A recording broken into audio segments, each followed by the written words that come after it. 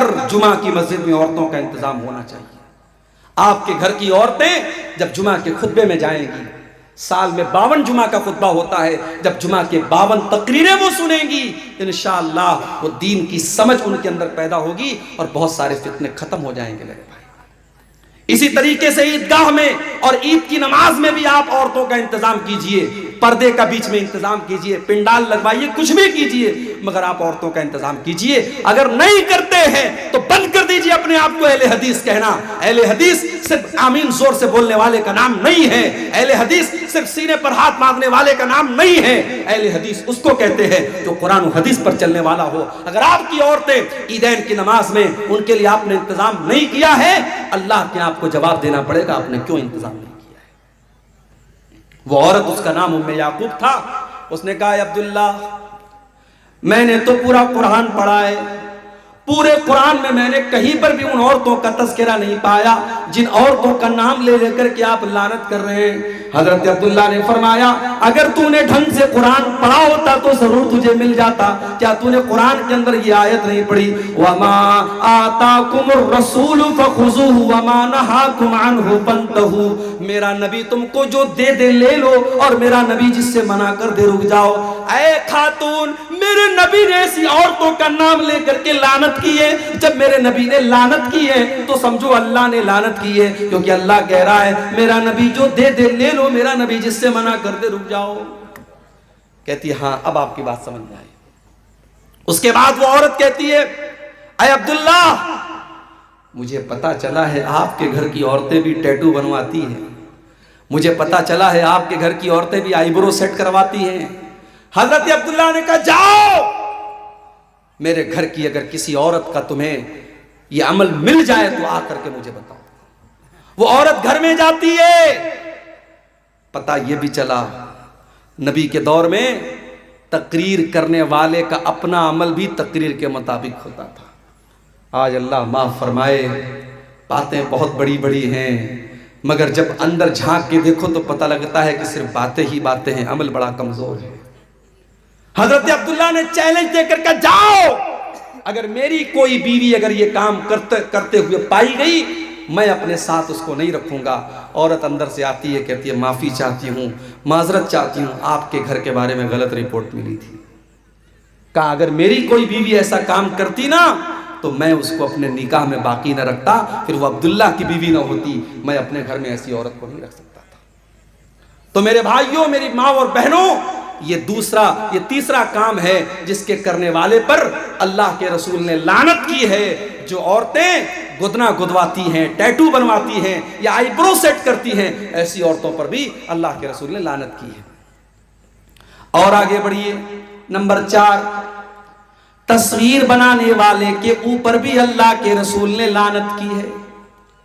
آپ نے فرمایا لعن اللہ المصور، اللہ کی لعنت و تصویر بنانے والوں کے اوپر۔ آپ نے یہ بھی فرمایا کہ قیامت کے دن سب سے دردناک عذاب تصویر بنانے والوں کو ہوگا، یضاہئون خلق اللہ، کیونکہ تصویر بنانے والے اللہ کی تخلیق کا مقابلہ کرتے ہیں۔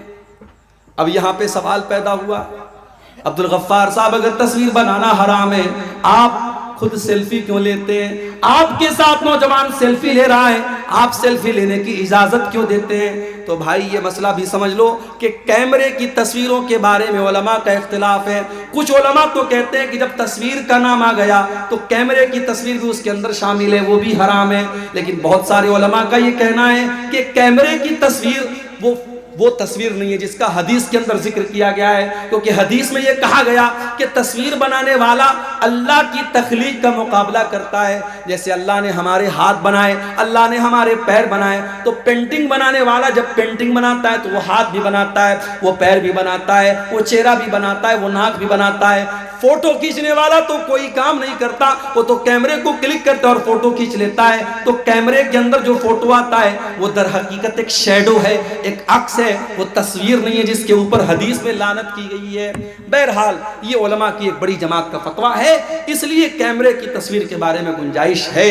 اور ہمارے جو بھائی ہمارے ساتھ سیلفی لیتے ہیں تو ہم اس لیے اجازت دے دیتے کہ چلو بھائی، آج کے زمانے میں لوگ فلمی ہیرو کو اپنا ہیرو مانتے ہیں، کوئی کرکٹروں کو اپنا ہیرو مانتا ہے، اگر ہمارا نوجوان اپنے علماء کو اپنا ہیرو مانتا ہے اور اپنے دین کا کام کرنے والے دعات کے ساتھ وہ سیلفی لینے کو اپنے لیے شوق کی چیز سمجھتا ہے، تو ہم بہت سختی نہیں کرتے ہیں، لیکن پھر بھی تصویروں کے معاملے میں ہمیں احتیاط کرنی چاہیے۔ اور اپنی بہنوں سے کہنا چاہوں گا، آپ کا تصویر لے کر کے اس تصویر کو کہیں پر بھی شیئر کرنا یہ بالکل صحیح نہیں ہے۔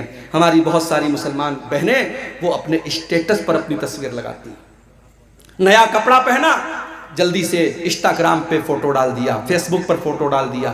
آپ کے اسی کٹیہار اور پورنیہ کی کئی مسلمان لڑکیوں کو میں جانتا ہوں جو بہت فیمس ہیں، انسٹاگرام پر بہت فیمس ہیں، فیس بک کے اوپر بہت فیمس ہیں۔ وہ اس کے پہلے جب ٹک ٹاک چلتا تھا ان کے ویڈیوز بڑے وائرل ہوتے تھے، مسلمان لڑکیاں ہیں اور چھوٹے چھوٹے کلپ بنا کر کے وہ شیئر کرتی ہیں۔ جائز نہیں ہے میری بہنوں آپ کا اپنے جسم کو اور اپنے چہرے کو کسی غیر کے سامنے دکھانا، یہ جائز نہیں ہے۔ اور سوشل میڈیا تو ایک پبلک پلیٹ فارم ہے، کوئی بھی دیکھ سکتا ہے، وہاں پر تو اس طریقے کی چیزیں ڈالنا بالکل بھی جائز نہیں ہے۔ تو تصویر کے معاملے میں بھی ہم بہت احتیاط کریں۔ 4 چیزیں ہو گئی۔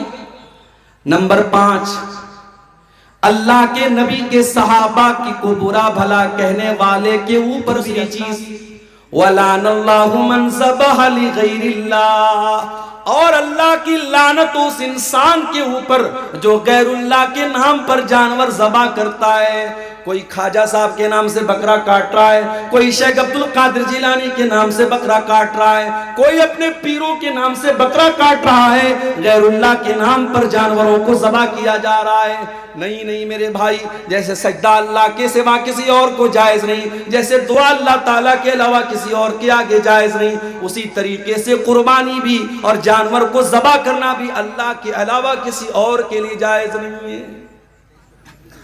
ہمارا نوجوان پٹنہ جاتا ہے، سلی گڑی جاتا ہے، بڑے مال میں جاتا ہے، میک ڈونلڈ میں جاتا ہے، چکن کھاتا ہے، ایک بار یہ پتہ لگانے کی کوشش نہیں کرتا کہ یہ چکن حلال بھی تھا کہ نہیں تھا۔ اور ابھی اسرائیل اور فلسطین کا مسئلہ چل رہا ہے، شاید آپ نے فوٹو دیکھا ہوگا سوشل میڈیا پر کہ میک ڈونلڈ ایک بڑی تعداد میں اسرائیل کے فوجیوں کی مدد کرنے کے لیے کھانے پینے کی چیزیں بھیج رہا ہے۔ جو آپ کے مسلمان بھائیوں اور ان کے بچوں کا خون بہانے والے ظالموں کو وہ کھانا پرووائڈ کر رہا ہے، اس کمپنی میں جا کر کے آپ بڑے شوق سے چکن کے برگر کھا رہے ہیں۔ اپنے دینی اور ایمان کی غیرت کا میرے بھائیوں آپ اندازہ لگا لیجیے۔ میک ڈونلڈ میں اور اس طریقے کے بڑے بڑے ریسٹورنٹ میں جب تک یہ کنفرمیشن نہ ہو جائے کہ وہ کھانا حلال ہے اور اللہ کا نام لے کر کے ذبح کیا گیا ہے، آپ کے لیے کھانا جائز نہیں ہے میرے بھائی۔